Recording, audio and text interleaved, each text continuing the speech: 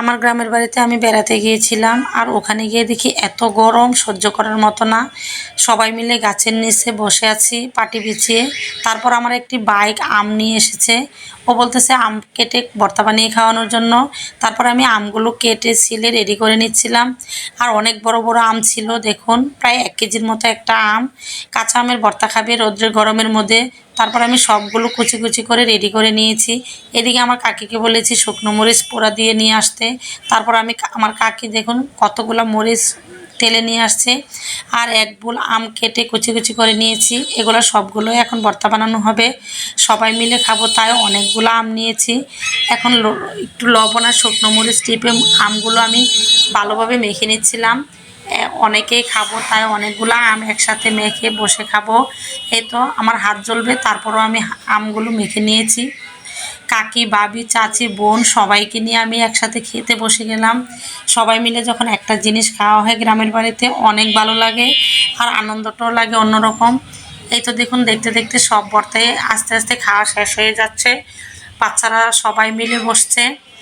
আর ওরা যখন আম ভর্তা খাচ্ছিল তখন আমার কাকি বলতেছিল, চলো আম ভর্তা খাওয়া শেষ, এখন তোমাকে নিয়ে যাব একটি জায়গায় কাঁঠাল পাড়তে।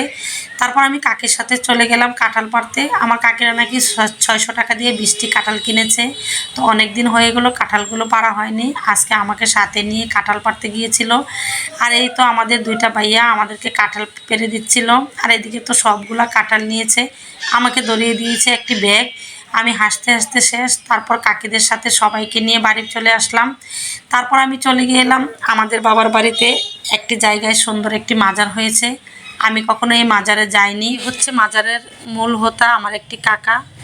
আর এই পাশে তো দেখি দোকানদাররা অনেক রকমের ছেলে মেয়েদের খেলনা, কসমেটিক সব কিছু নিয়ে দোকানদাররা দোকান সাজিয়ে বসেছে। তারপরে গিয়ে দেখি পাপ্পন বাজতেছে, গরম গরম পাপ্পন খাবো। তারপর ভাইয়া আমাকে পাপ্পন কিনে দিয়েছে। এই পাপ্পনটা হাতে নিয়ে পুরো মাজার ঘুরবো আর দেখবো। এই তো পাপ্পন কিনে নিয়েছি। তারপর গিয়ে দেখি ওই সব জায়গায় দোকানদাররা দোকান সাজানো নিয়ে ব্যস্ত আছে। রাতের বেলা যখন মাজার বসবে, আয়োজন হবে, তখনই কেনাকাটা করার জন্য অনেক মানুষ আসবে মাজারে। এই দেখুন গরম গরম লাল লাল জিলাপি বানাচ্ছে। আমি একটু কাছে গিয়ে জিলাপি বানানোটা দেখে আসলাম, কারিগর কিভাবে বানাচ্ছে। তারপর গিয়ে চলে গেলাম অন্য একটি সাইটে। তো আজকের মতো ভিডিওটি এখানে শেষ। আমার গ্রামের বাড়ির ভিডিওটি আপনাদের কাছে কেমন লেগেছে অবশ্যই কমেন্টে জানাবেন আপু এবং ভাইয়ারা। ভালো লাগলে অবশ্যই লাইক কমেন্ট শেয়ার করবেন। তারপর আমি অন্য একটি সাইটে গিয়ে দেখি রান্নাবান্নার কাজ চলছে। এই তো এখানে সব কিছু রান্নাবান্না হয়, খাসি, গরু যে যেটা মাজারে নিয়ে আসে সেটা।